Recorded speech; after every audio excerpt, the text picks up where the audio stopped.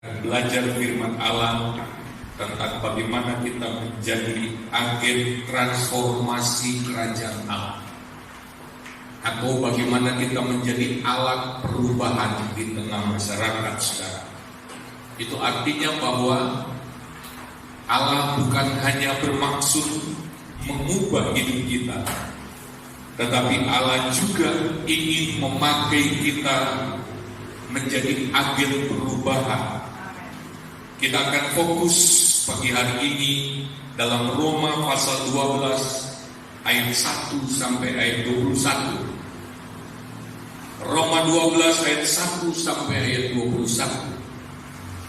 Jika kita meneliti seluruh Roma pasal 12 ayat 1 sampai ayat 21 ini, maka kita akan menemukan minimal ada 5 prinsip kebenaran yang menjadi kunci, yang adalah kunci untuk kita menjadi agen perubahan atau kita menjadi agen transformasi kerajaan Allah.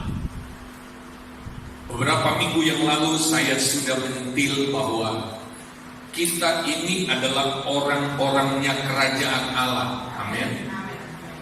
Jadi ketika kita pergi kemanapun, kita ini duta atau ambasador kerajaan Allah. Kita utusannya kerajaan Allah. Dan kita dilengkapi khusus oleh Allah. Nah saudara, kita ada di dunia ini untuk menjadi agen perubahan. Kalau kehadiran kita di tengah masyarakat tidak ada dampaknya sama sekali, tidak ada pengaruhnya sama sekali, maka ada yang tidak beres dengan kekristenan kita. Dan kekristenan yang tidak beres tidak bisa dibebani apapun oleh Tuhan, tidak bisa dipercayakan hal-hal besar oleh Tuhan. Allah tidak akan memberikan area kehidupan yang terlalu luas bagi orang-orang yang kekristenannya tidak berdampak. Oleh sebab itu, kalau ada yang bertanya, mengapa sejak saya ikut Tuhan sampai hari ini kok nggak ada perubahan? Maka kita harus memeriksa akan kekristenan kita. Apakah kekristenan kita itu ada dampaknya di tengah masyarakat atau tidak? Nah, jikalau tidak berdampak, yang tidak beres itu apanya? Kita harus memeriksa kekristenan kita. Karena kekristenan kita didesain oleh Allah untuk memberikan kepada kita kehidupan yang berubah dan juga bisa mengubah orang-orang di sekeliling kita. Haleluya. Kita punya kuasa dalam kekristenan yang sejati. Sekarang mari kita lihat 5 hal yang menjadi kunci untuk kita bisa mengalami transformasi dan menjadi agen transformasi. Yang pertama kita temukan dalam Roma 12 ayat 1. Karena itu saudara-saudara, demi kemurahan Allah. Karena itu yang mana saudara? Itu yang dimaksudkan dalam ayat 1 ini adalah apa yang ditulis dalam pasal-pasal sebelumnya, di mana kemurahan Allah, kasih karunia Allah dicurahkan begitu berlimpah ruah kepada orang-orang yang tidak layak sebetulnya untuk menerimanya, yaitu saudara dan saya. Kasih karunia Allah yang membangkitkan kita, yang menyelamatkan kita, yang mengampuni dosa kita, yang membuka peluang baru bagi hidup kita. Artinya saudara, kemurahan Allah ini adalah fasilitas utama yang lengkap untuk kita berubah dan menjadi agen perubahan. Tetapi mengapa banyak anak Tuhan tidak mengalami nilai-nilai dari kemurahan Allah, dari karya Allah, karya kasih karunia yang katanya sudah dicurahkan begitu berlimpah-limpah? Mengapa? Mari kita lihat, saudara. Karena ada banyak anak Tuhan yang tidak menghargai kemurahan Allah. Ada banyak anak Tuhan yang bahkan tidak terlalu banyak tahu, yang gak pernah diajar, atau kalau diajar pun mereka hanya mendengar dengan telinga kiri, keluar telinga kanan. Tidak begitu banyak mempengaruhi jiwa mereka. Tidak selalu dibawa dalam perenungan. Tidak menggetarkan hati mereka. Jadi ketika Yesus disalibkan dan dia mati pelan-pelan demi orang itu tidak tergetar sama sekali hatinya. Saudara-saudara sekalian, oleh sebab itu penulis kitab Roma ini berkata, demi kemurahan Allah, alasannya untuk hal-hal yang lain kita akan lakukan, untuk langkah-langkah kekristenan selanjutnya, alasan utamanya adalah demi kemurahan Allah. Bukan pertama-tama demi diberkati. Bukan pertama-tama demi keberhasilan hidupku sendiri. Bukan pertama-tama supaya aku sembuh. Bukan pertama-tama supaya aku sukses. Bukan pertama-tama supaya aku terkenal. Ada banyak anak Tuhan yang mundur dari Tuhan karena apa? Yang dia lakukan didasarkan pada kondisi hidupnya. Didasarkan kepada apa yang aku alami sampai hari ini. Didasarkan kepada situasi dan kondisi saat ini. Ngapain ke gereja? Dia tidak menghargai kemurahan Allah. Karena apa yang dia lakukan dalam kekristenannya bukan demi kemurahan Allah yang Tuhan sudah nyatakan melalui Kristus. Kalau kita ada di dalam gereja hari ini, itu bukan lagi untuk ngejar-ngejar berkat Tuhan. Tetapi karena berkat kemurahan Allah sudah mengejar kita jauh sebelum kita berdamai dengan Allah. Kita masih bermusuhan dengan Allah. Kita tidak perlu mengejar-ngejar kemurahan Allah. Kemurahan Allah lah yang sudah mengejar kita lebih dahulu. Yesus datang bukan mencari orang-orang yang sehat, tapi orang-orang yang sehat. Dia datang untuk menyelamatkan orang-orang yang terhilang. Orang-orang yang terhilang artinya nggak bisa pulang sendiri. Hanya karena Yesus datang menemui mereka, baru mereka bisa pulang. Jadi kalau saudara bisa ada di dalam gereja hari ini, itu bukan karena jasa saudara. Itu karena kemurahan Allah yang dinyatakan, karena kemurahan Allah yang dicurahkan, karena kemurahan hati Allah yang datang menjumpai diri. Oleh sebab itu Yohanes 6 ayat 44 berkata, tidak ada siapapun yang bisa datang kepada Bapa kecuali dia menarik. Kecuali dikaruniakan kepadanya. Ayat 60. Kita sudah mengalami kemurahan Allah sehingga hari ini kita adalah anak-anaknya. Demi kemurahan Allah saya berbuat ini. Demi kemurahan Allah kami menyerahkan diri untuk melayani Tuhan. Bukan karena saya sempurna. Saya hanya mau setia kepada karunia yang Allah berikan kepada saya, kepada kami suami istri.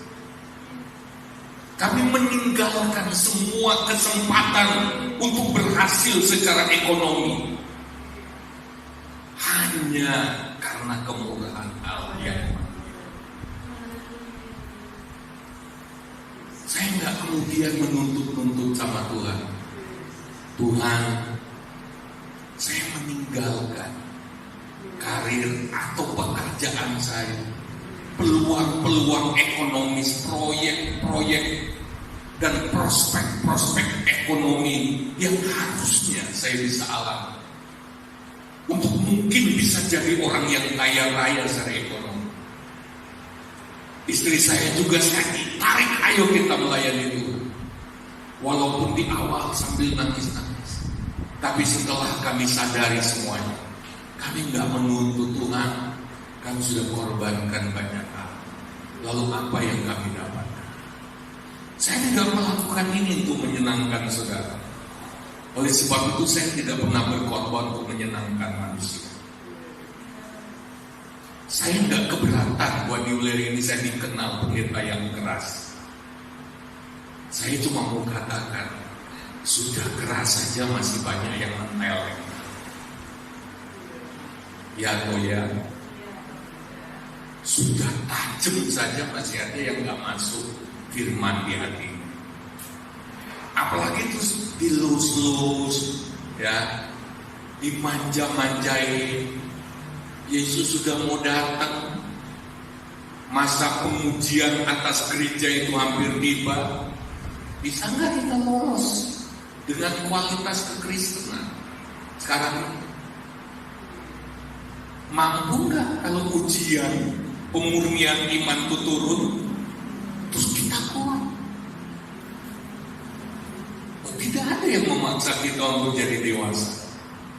Diri kita sendiri yang harus jadi dewasa. Haleluya.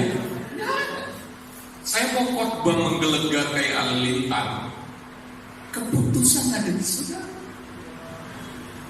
Tetapi saudara nggak bisa beralasan begini. Pak, Cin kok khotbahnya rada lunak dikit. Kita kan masih kanak-kanak. Firman Tuhan tidak akan menunggu saudara jadi dewasa. Saudara yang harus bergerak bersama firman Tuhan. Haleluya. Haleluya. Saudara harus bergerak bersama. Kalau harus menunggu anak Tuhan yang dari 40 tahun, 50 tahun lalu tetap kanak-kanak, kasihan yang mau maju. Kasihan mereka yang mau tumbuh dewasa. Jadi jangan pakai alasan saya belum mampu. Taraf kekristenan saya masih puluhan tahun, belasan tahun jadi anak Tuhan, kok jadi kanak-kanak terus. Maaf saudara, ujian nanti tidak akan memaklumi, oh ini masih kanak-kanak. Pemurnian iman nanti tidak akan bilang, jangan terlalu keras sama dia. Dia masih kanak-kanak. Tidak ada itu. Orang yang tidak siap didewasakan oleh firman Allah, yang tidak bisa makanan keras dari firman Allah, satu waktu kerasnya ujian iman akan meruntuhkan iman. Tidak ada kompromi. Itu yang disukai oleh Iblis. Kalau saudara terus memanja-manjakan diri, saya kan masih daging. 20 tahun lalu masih kedagingan. 10 tahun lalu masih kedagingan. Hari ini masih kedagingan. Lah selama ini makanan rohani diapain? Itu sama dengan orang sakit. Mempersalahkan dokter. Saya kan masih sakit. Saya belum bisa apa-apa. Lu obat yang diberikan selama ini diapain? Yang salah bukan dokter, yang salah adalah diri kita sendiri. Haleluya. Kekristenan kita dasarnya harus kuat, dasarnya harus kemurahan Allah, pekerjaan salib Yesus. Hati Allah yang hancur ketika melihat anaknya yang tunggal disalib. Yesaya 59 berkata, bukannya Tuhan tangannya kurang panjang sehingga tidak menolong. Bukannya dia tidak mengasihani lalu dia memalingkan wajahnya.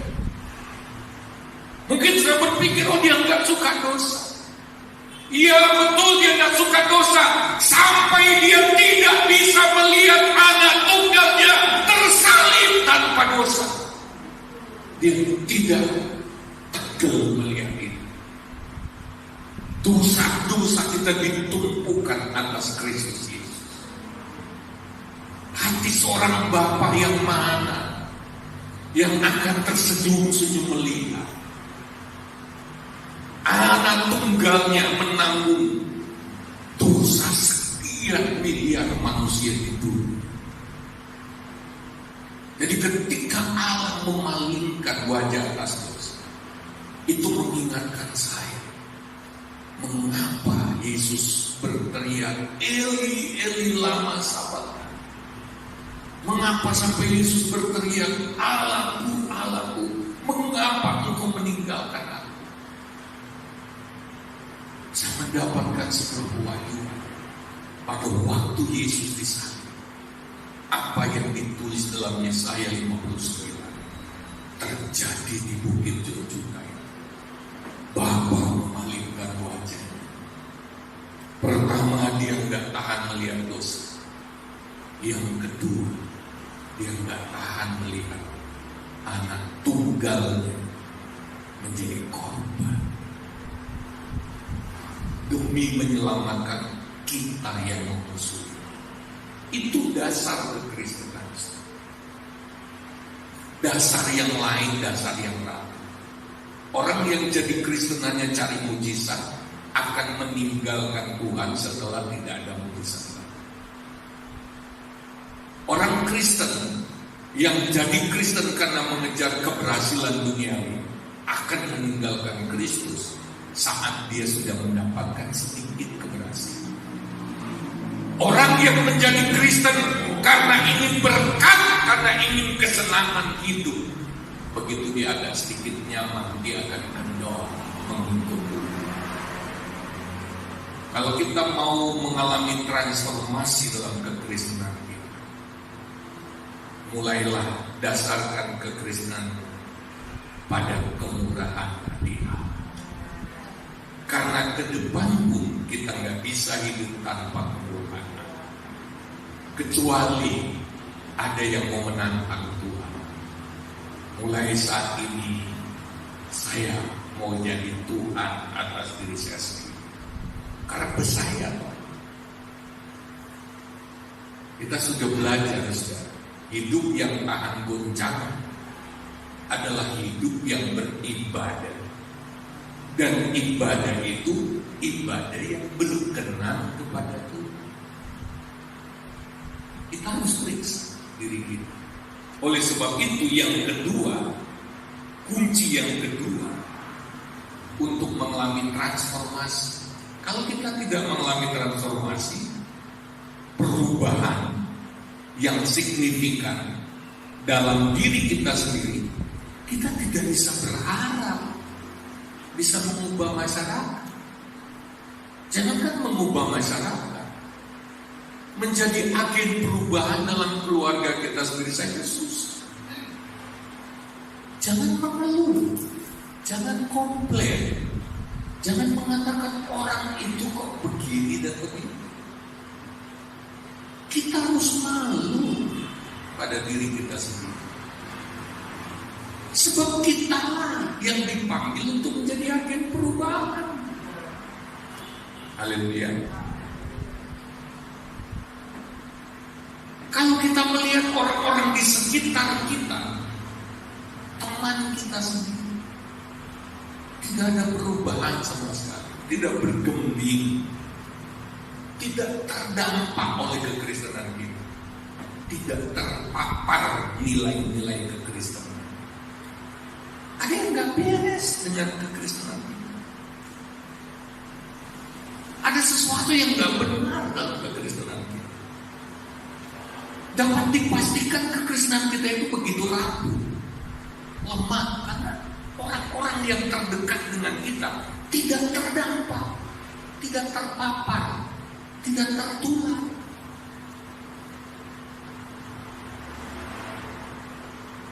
Mungkin kita tidak menjadikan dia beragama Kristen, bernilai-nilai Kristen. Haleluya.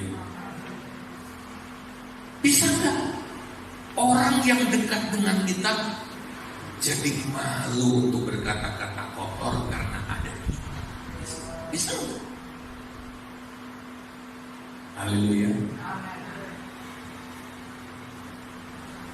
Standar kekristenan kita itu harus berubah. Kualitasnya harus dinaikkan. Di dalam ayat 1 dikatakan, kunci yang kedua, aku menasihatkan kamu supaya kamu mempersembahkan tubuhmu sebagai persembahan yang hidup, yang kudus dan yang berkenan kepada Allah. Itu adalah ibadahmu yang sejati. Coba kita periksa ibadah kita. Jangan terlena. Jangan berpikir sekarang kok lebih gampang. Gak usah mandi, gak usah sisiran, gak usah ganti pakaian. Sambil rebahan di bantal yang bau iler, bisa ikut ibadah online. Saya tidak pernah mengajar seperti itu kecuali saya. Kita harus belajar menghormati Tuhan. Haleluya. Makanya pernah saya katakan, jadikan ibadah keluarga itu waktu-waktu yang kudus. Saudara harus mempersiapkan diri. Ambil waktu yang pas dengan saudara. Lalu duduk. Siapkan hati. Kalau nggak enak, kalau saudara nggak terbiasa, selama masih diizinkan beribadah seperti ini, hadirlah. Karena dalam ibadah seperti ini ada berkat yang tidak didapatkan dari ibadah online. Ibadah offline seperti ini itu ada impartasi, ada persekutuan roh, ada atmosfer ilahi. Dalam perjanjian lama, Tuhan itu suka memilih. Dia sering memilih tempat untuk menaruh namanya. Tuhan memang hadir di mana-mana, tetapi manifestasi kehadiran Allah, Dia pilih tempat dan pilih orang. Tuhan ada di pasar, tapi apakah Tuhan menyatakan kehadirannya dengan orang? Atmosfer dalam tempat ibadah seperti ini itu berbeda dengan atmosfer di luar tempat ini. Tingkatkan kualitas ibadah kita. Haleluya.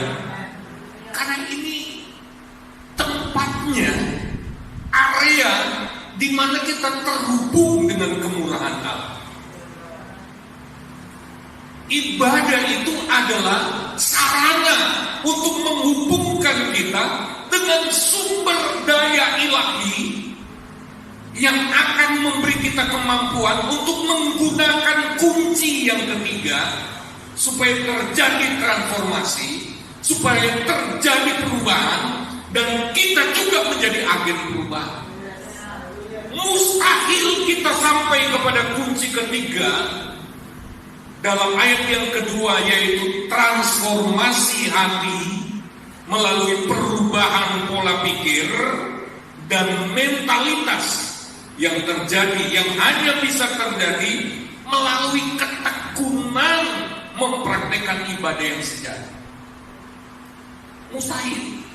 Janganlah kamu menjadi serupa dengan dunia ini, tetapi berubahlah oleh pembaruan budimu, sehingga kamu dapat membedakan manakah kehendak Allah, apa yang baik, yang berkenan kepada Allah, dan yang sempurna. Ini kunci diberikan bukan asal, bukan acak, terserah kita mau mulai dari mana. Enggak. Kalau Alkitab mulai dengan demi kemurahan Allah, itu prioritas pertama, kunci pertama.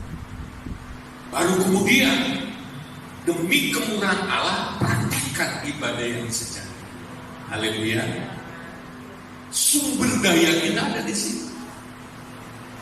Kenapa banyak orang Kristen walaupun dengar firman, pengajaran yang besar-besar, pengajaran yang luar biasa, tapi tidak ada perubahan? Karena mereka gagal di ibadah yang sejati. Ibadah yang sejati yang bukan hanya ritual seperti ini. Ini yang menghubungkan kita setiap saat, yang mengintimkan kita dengan Tuhan, yang membawa hidup kita terus-menerus di bawah naungan pemerintahan kerajaan Allah, yang membuat hidup kita terus disuplai, ditambah-tambah apa saja yang kita perlukan dari kerajaan Allah untuk perubahan hidup. Lalu kemudian kunci yang ketiga itu adalah transformasi hati. Ketika kita praktekkan ibadah yang sejati, kita akan mempunyai sudut pandang yang berbeda tentang suatu persoalan. Karena apa? Ibadah yang sejati membuat kita di hadirat Allah. Dalam Mazmur 73, ketika pemazmur itu hampir saja tergelincir karena dia menggunakan sudut pandang dunia. Ketika dia melihat kok orang-orang yang tidak kenal Tuhan kok lemu-lemu, sugih, tapi aku kok seperti ini. Hampir saja kalau saudara baca Mazmur 73 dari ayat 1, dia komplain, dia nggak habis pikir, buntu, nggak masuk akal. Kan saya ini punya Tuhan, tapi kenapa mereka lebih sukses nampaknya daripada saya? Bahkan yang mengherankan pemazmur adalah mereka menantang Tuhan, tapi kok nggak apa? Lalu kemudian di tengah-tengah kebingungannya, pemazmur ini masuk ke bait Allah.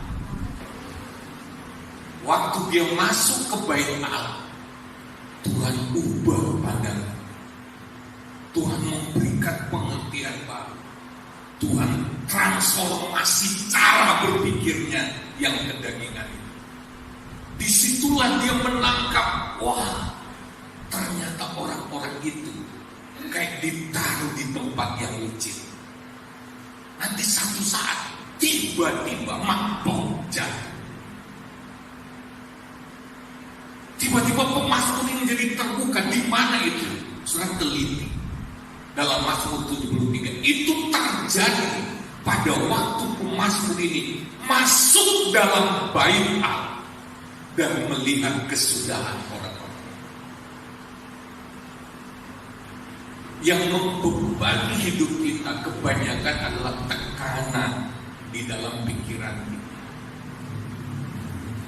Yang membuat hidup kita tertekan, stres adalah isi pikiran, sudut pandang kita yang masih memakai cara pandang dunia.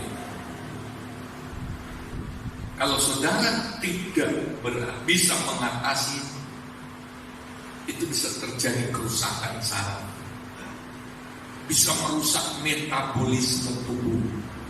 Kita tahu kalau metabolisme tubuh merusak, dikasih vitamin, dia nggak mampu diserap oleh tubuh. Karena apa? Metabolisme tubuhnya itu lagi kacau balau. Coba saudara ikuti program diet. Maka tahapan pertama dikasih untuk memperbaiki metabolisme tubuh, supaya tubuh bisa menyerap nutrisi-nutrisi, bahan-bahan yang akan menyehatkan seluruh tubuh. Tapi orang yang pikirannya nggak bisa tenang, yang nggak mau mengatasi, saya ingin beritahu, kami juga lagi melayani suatu keluarga yang sebenarnya salah satunya itu orang psikologis. Orang psikologis sedikit banyak tahu kejiwaan. Tetapi yang stres itu yang psikologi. Jadi kalau ada anak tuh mengandalkan psikiater untuk mengatasi tekanan di dalam hati, belum tentu berhasil. Jangan-jangan psikiater itu sendiri juga sedang tertekan. Sebab ada tekanan masalah yang tidak bisa dipecahkan oleh disiplin ilmu psikologi. Ada masalah-masalah yang di luar kemampuan disiplin ilmu tertentu. Pemasmur hanya melihat solusinya, gambarannya secara utuh ketika dia masuk ke bait Allah dan dia melihat, wah, dia sembuh seketika. Kalau kita sedang tertekan, cari hadirat Allah, praktekkan ibadah yang sejuk. Kalau hatimu tertekan, hatimu terluka, itu kesalahannya bukan siapapun, bukan situasi, bukan orang,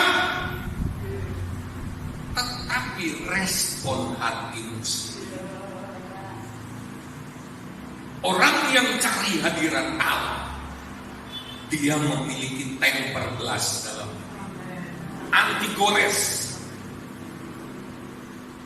Ketika kita cari hadirat Allah, kita cuek aja orang mau bilang apa. Aku cuekin aja. Karena yang penting Tuhan ngomong apa tentang diriku. Amin. Orang mau bersikap apapun terhadap saya, gua gak peduli. Yang penting sikap dulu. Haleluya. Kalau kita sudah benar, tetapi sikap orang tetap gak benar, biar dia sendiri yang benar, kita harus tetap benar di hadapan Tuhan. Haleluya. Kalau kita sudah bersikap benar sesuai dengan panggilan kita, sudah masalah. Ketika orang lain tetap bersikap nggak benar dengan kita, saya tetap harus berespon benar di hadapan Tuhan. Tetapi itu hanya kita bisa dapatkan kemampuannya kalau kita selalu masuk bait suci, masuk dalam hadirat Allah, praktekkan ibadah yang sejati. Saya punya alarm di hati saya. Kalau pikiran saya mulai nggak benar, mulut saya pasti ngomong nggak seperti itu. Otomatisasi itu ada di dalam hati saya.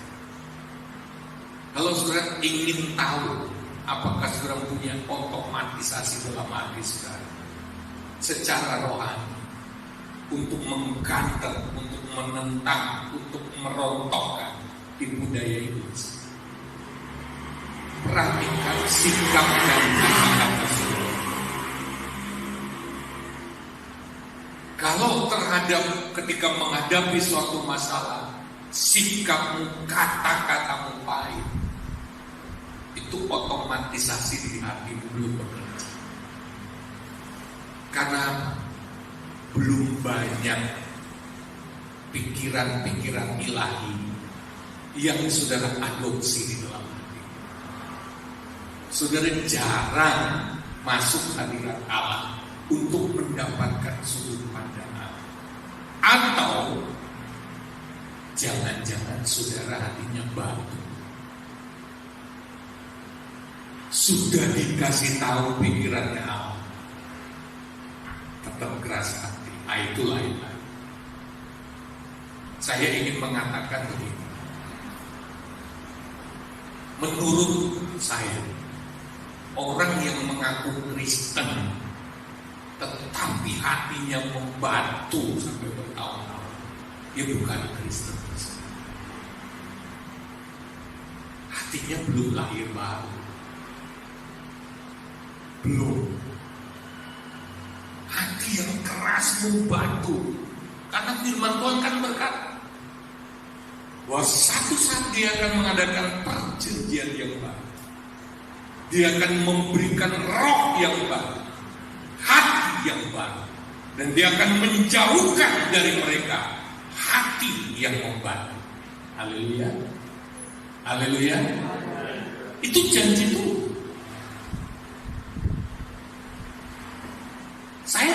Saya ingin mengatakan, orang yang hatinya membatu nggak bisa diubah, itu orang paling tidak bahagia. Kekerasan hatinya itu menghalangi dia untuk berubah. Orang yang keras hati tidak boleh mempersalahkan siapapun juga. Dia harus mempersalahkan dirinya sendiri kalau dia nggak berubah.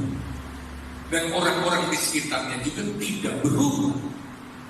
Dia nggak boleh komplain, maki-maki, terbakar hatinya, luka parah hatinya karena perilaku orang di sekitar, perilaku pasangannya, atau anaknya, atau suaminya, atau familinya, iparnya, mantunya.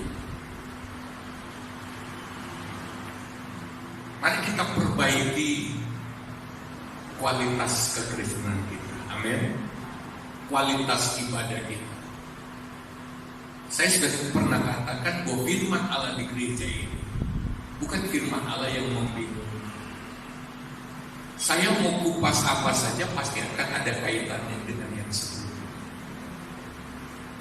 Jadi kalau saudara menjadi orang Kristen yang gaduh itu istilah di mana campuran macam-macam. Ya. Jadi hari ini dengar firman Tuhan capcay. Besok dengar firman Tuhan bakal. Besok lagi dengar firman Tuhan subuh. Pelajaran tentang capcay belum selesai. Sudah diajar Bapak. Pelajaran Bapak belum selesai. Sudah diajar sup. Sup belum selesai. Sudah diajar menu yang lain. Gak ada satupun yang jadi. Kita harus dengar firman Tuhan. Berketer aturan. Haleluya. Sistematis. Bahkan sementara pujian tadi Tuhan bicara dalam hati saya, kamu harus menyampaikan kuasa repetis. Maksudnya kuasa mengulang-ulang. Ulangan 6 berkata, ajarkanlah firman itu berulang-ulang. Haleluya. Berulang. Saya bisa bayangkan firman yang sama saja perlu berulang-ulang. Itu pun bagi anak Tuhan tertentu belum tentu menghasilkan. Apalagi firman Allah sepotong, belum selesai sudah ganti topik lain. Kita jadi bingung yang mana yang harus dipraktekkan. Karena nggak nyambung, saudara. Karena nggak dijelaskan tuntas, kita jadi bingung. Katanya pendeta itu, katanya pendeta yang di sana, katanya di radio, katanya di WhatsApp. Kok beda? Terus yang mana yang harus dipraktekkan? Karena tidak berketer aturan. Saudara bisa bayangkan kalau ada arsitektur memimpin pembangunan sebuah proyek. Terus muncul orang lain yang juga mengaku arsitektur tapi tidak paham, cuma arsitekturan. Oh, yang pertama harus ini dulu. Tapi arsitektur yang benar mengatakan fondasi dulu. Oh, nggak boleh fondasi, tiangnya dulu, pintunya dulu, dilepo langsung cat. redup dari semua. Kacau. Ini yang benar ya Pak. Nah firman Allah itu harus berketeraturan. Kita harus diajar secara efektif, sistematis. Pengajaran itu harus turun secara tepat. Susunannya dibangun dalam pikiran kita sampai mengubah pola berpikir kita. Haleluya. Ayat 2 bicara tentang transformasi hati. Dalam doa-doa pagi saya sudah sempat menyentil. Persoalan terbesar anak Tuhan adalah hatinya belum ditransformasi. Saya ingin mengatakan begini. Ada tahun sebelum Masehi dan ada tahun Masehi. Kalau diumpamakan pembagian waktu, sebenarnya banyak anak Tuhan itu masih dikuasai oleh sebelum Masehi.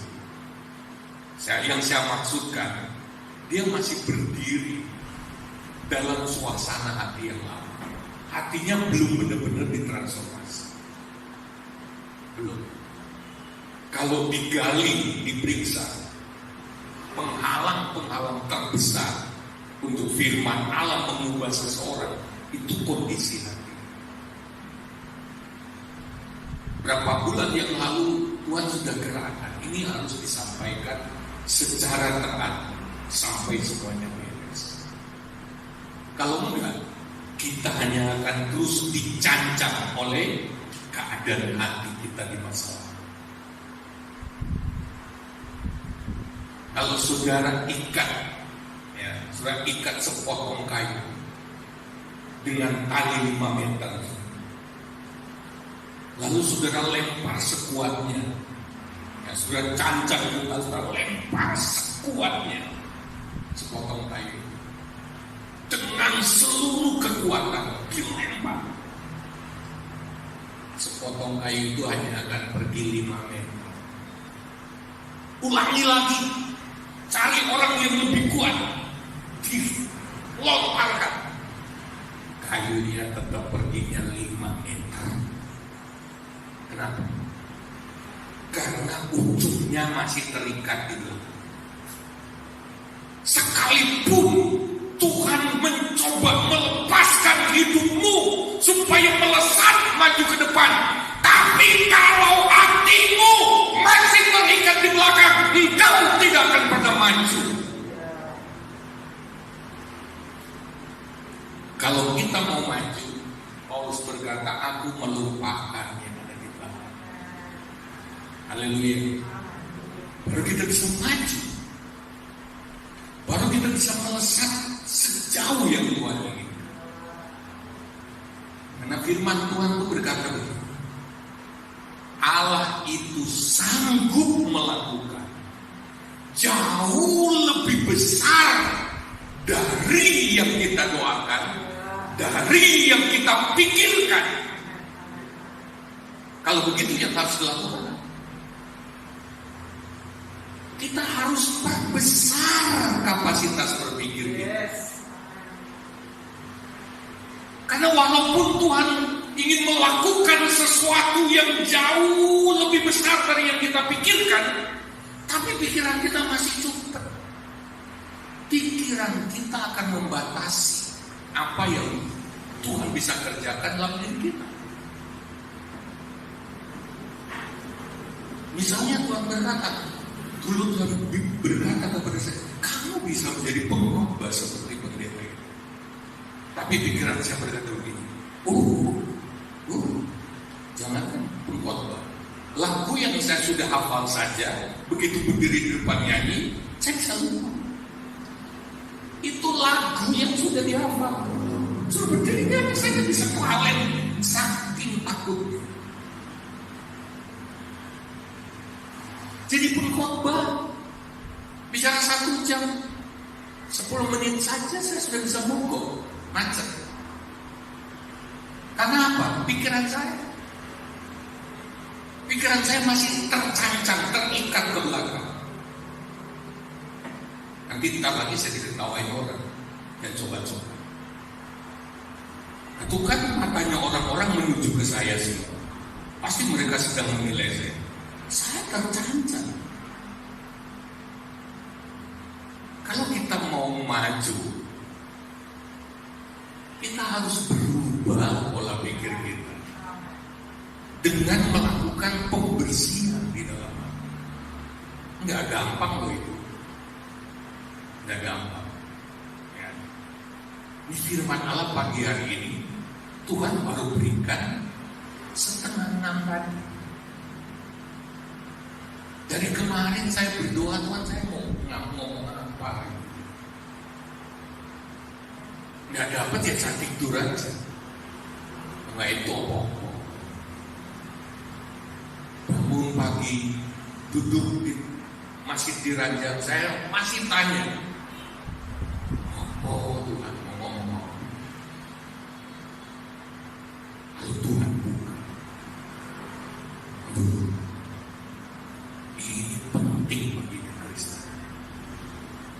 Kalau Tuhan izinkan ke depan, mari kita bongkar-bongkaran hati. Haleluya. Supaya hati kita itu ditransformasi. Ingat, perubahan hidup orang Kristen itu dimulai dari dalam. Dengar baik-baik. Kalau Tuhan memberkati kita, itu wadahnya di dalam. Kalau enggak bocor berkat. Yang keempat, saudara, ayat 4-8 itu berbicara tentang komunitas yang saling melayani, gaya hidup komunitas yang saling melayani sesuai karunia masing-masing. Ini sistem pendukung. Jadi kita demi kemurahan Allah, lalu kita mulai praktek ibadah. Ketika kita praktek ibadah, kita mendapatkan paradigma ilahi. Nah, untuk menerapkan paradigma ilahi ini, saudara, perubahan pola pikir itu perlu pendukung, sistem pendukung. Sistem pendukung itu adalah komunitas yang aktif mengaktifkan karunia masing-masing. Ketika orang yang sedang berjuang untuk mengubah paradigmanya, perilakunya, mengalami masalah, temannya harus bantu. Temannya dengan karunia yang ada padanya harus melayani. Tanpa ini nggak akan terjadi perubahan yang maksimal. Oleh sebab itu jangan jadi orang Kristen yang sombong, yang mengira bahwa dirinya bisa berubah dengan sendiri.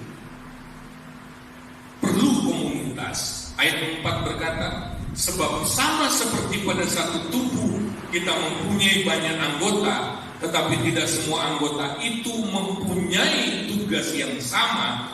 Demikian juga kita walaupun banyak adalah satu tubuh di dalam Kristus, tetapi kita masing-masing adalah anggota yang seorang terhadap yang lain. Demikianlah kita mempunyai karunia yang berlain-lainan menurut kasih karunia yang dianugerahkan kepada kita. Jika karunia itu adalah untuk bernubuat, baiklah kita melakukannya sesuai dengan iman kita. Jika karunia untuk melayani, baiklah kita melayani. Jika karunia untuk mengajar, baiklah kita mengajar. Jika karunia untuk menasihati, baiklah kita menasihati. Siapa yang membagi-bagikan sesuatu, hendaklah ia melakukannya dengan hati yang ikhlas. Siapa yang memberi pimpinan, hendaklah ia melakukannya dengan rajin. Siapa yang menunjukkan kemurahan, hendaklah ia melakukannya dengan sukacita. Ini komunitas yang saling melayani. Ingat, saudara bukan orang Kristen jika tidak melayani. Bukan. Karena satu saat ketika pertanggungjawaban harus kita berikan kepada Tuhan Sang Pemilik alam, lalu kita didapati sebagai hamba yang dikatakan oleh Alkitab jahat, malas dan jahat. Maka apa yang ada pada kita akan diambil.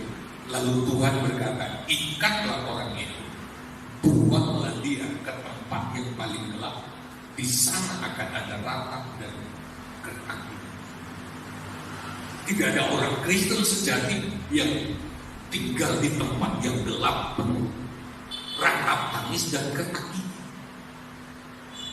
Artinya begini, satu waktu buah pelayanan kita lah yang akan membela kita. Haleluya. Ketika kita berhadapan dengan Tuhan, kita nggak bisa ngaku-ngaku. Saya Kristen, Pentakosta, begini bertahun-tahun. Tapi begitu diperiksa, mana buah pelayanan?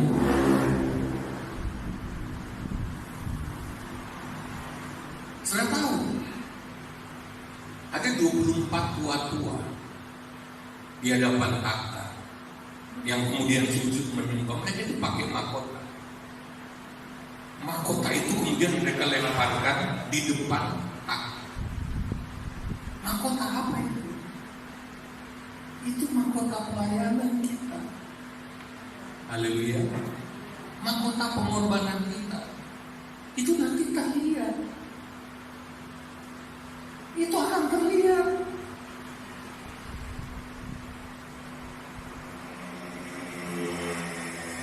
Jadi enggak ini, yang penting saya sudah percaya Yesus, KTP saya Kristen. Harus ada bukti.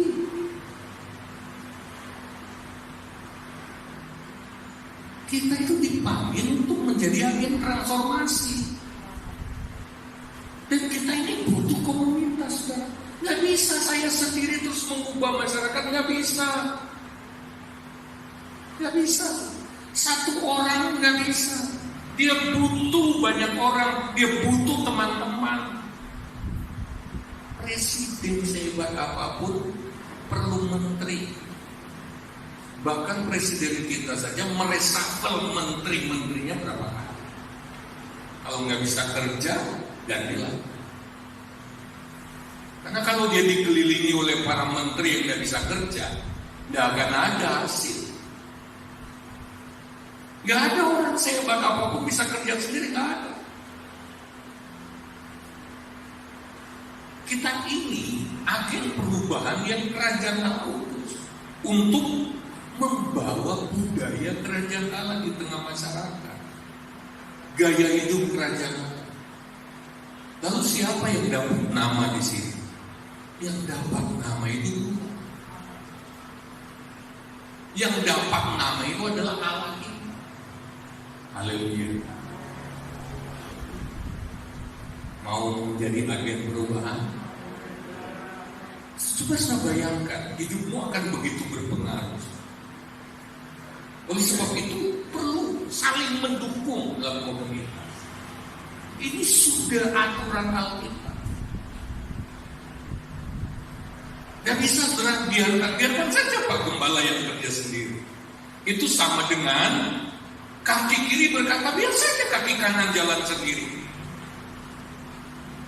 Bisa nggak saudara jalan sendiri dengan kaki kanan? Pergi ke pasar, orang tanya kenapa kakinya? Nggak apa-apa. Loh kok jalannya begitu? Nggak apa-apa. Bohong edan.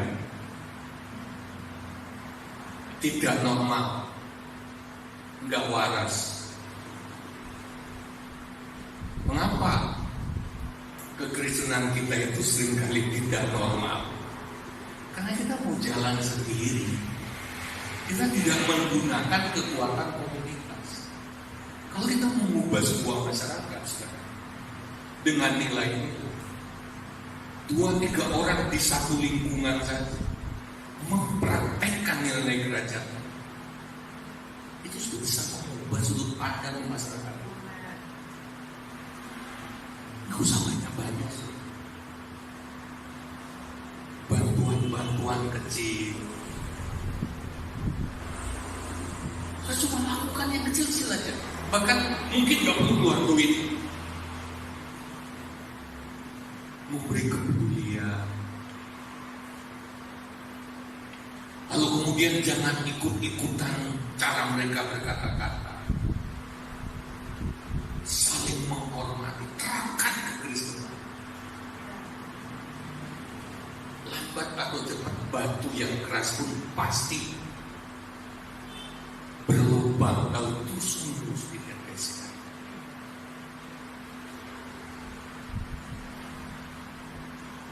Kalau sudah mau bertanya tentang kami, tanya orang-orang di belakang sana, tanya orang-orang di seberang jalan sana yang pernah di sana kami tinggal. Tanya di Sambong Sari sana. Kita harus berdampak. Haleluya. Apalagi secara bersama-sama. Orang yang gak mau bersama-sama, yang memisahkan diri, itu bukan sedang menerapkan nilai-nilai kerajaan Allah, bukan.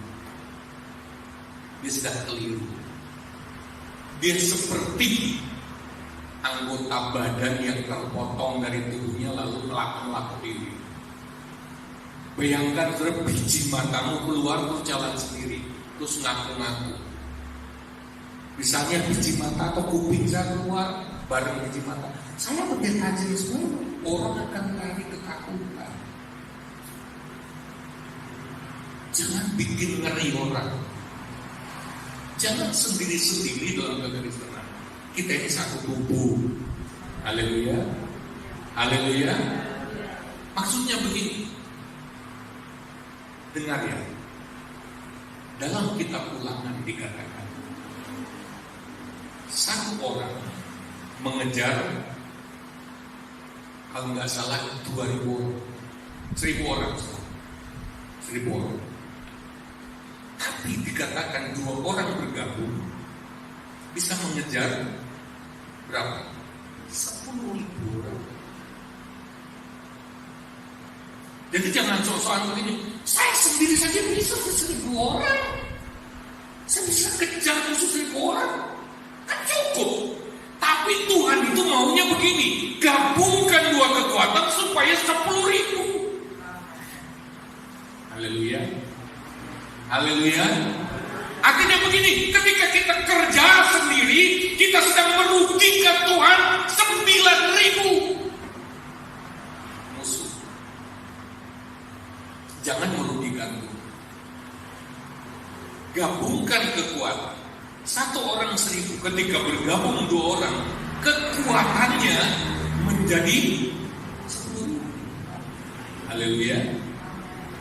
Itu baca dalam kitab Ulangan, kalau nggak salah Ulangan 30. Jadi ada kekuatan yang luar biasa. Jadi jangan dipandang sepele. Tuhan itu sudah menanti-nantikan itu. Kita nggak bisa mengubah masyarakat sendiri, nggak terasa. Saudara kalau masak, saudara cuma kasih sabutir garam, itu nggak kerosok. Itu harus berbutir-butir garam baru terasa. Amin. Betul? Kita ini kan garam dunia.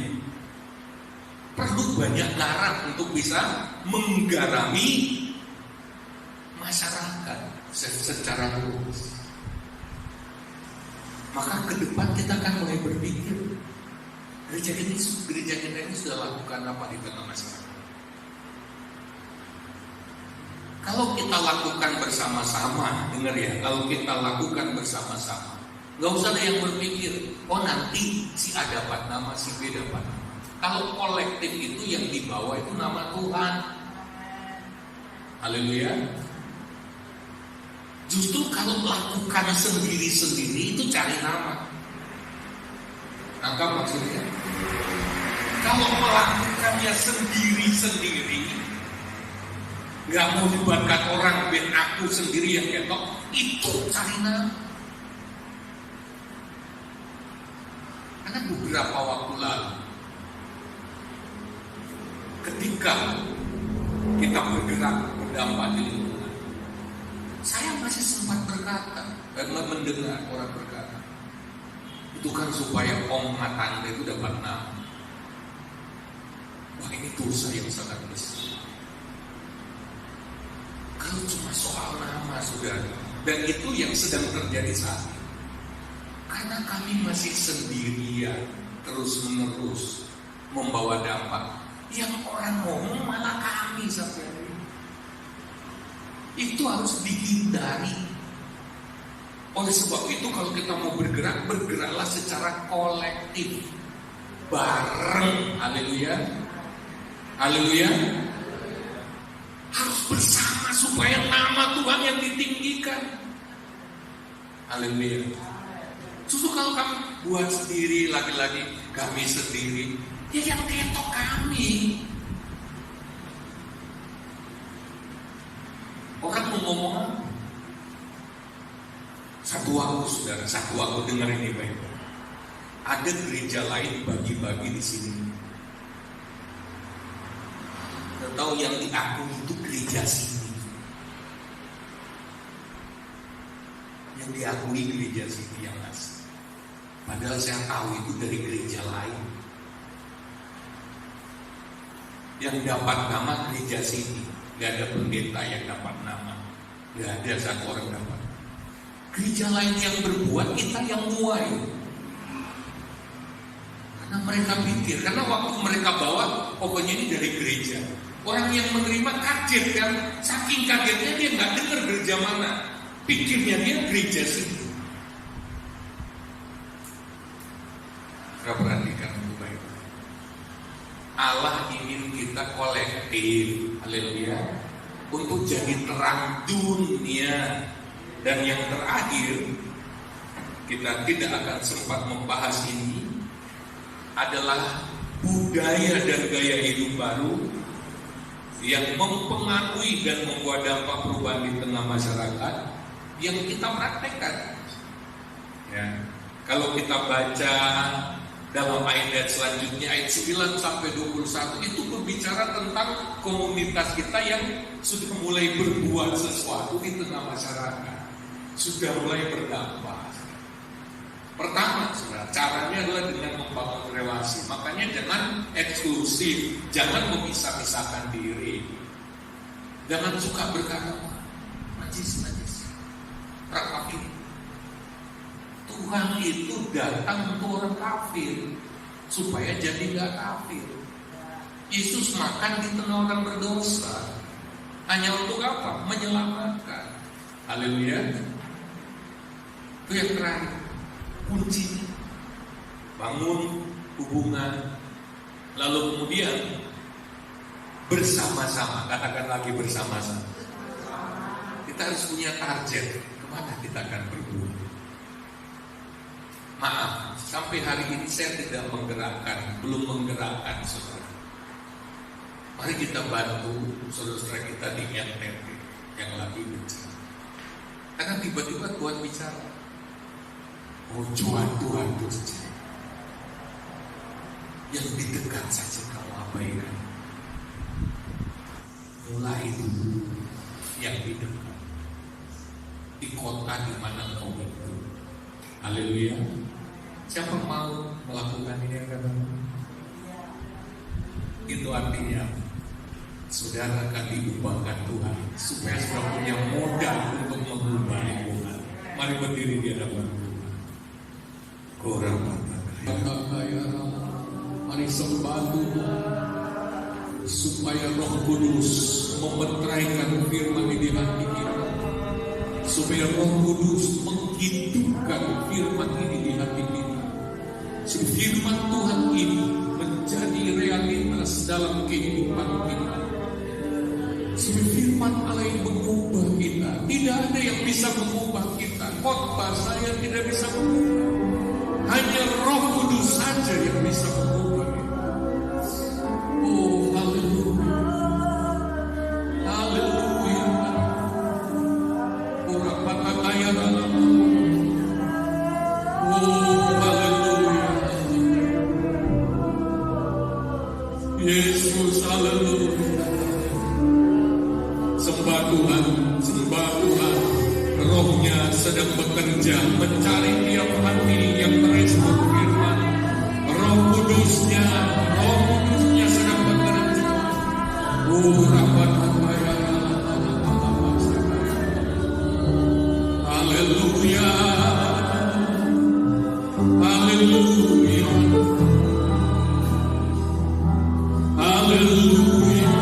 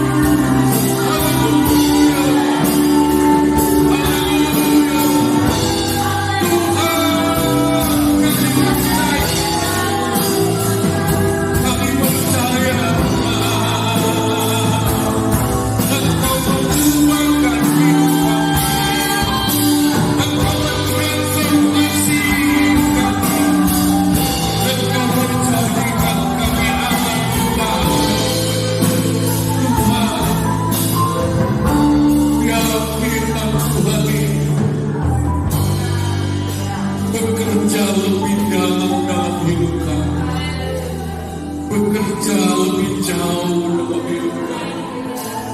Ya firman-Mu ini bagaikan nyala api yang membangun hati kami. Biarlah firman Tuhan ini membuat kami berubah makin hari, makin serupa dengan gambar.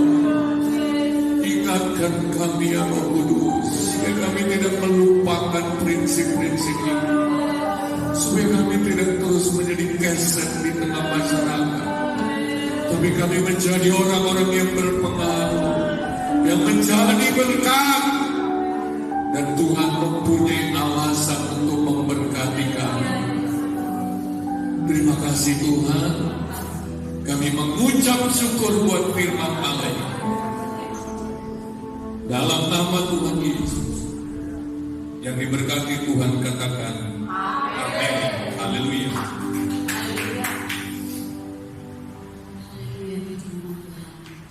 Haleluya.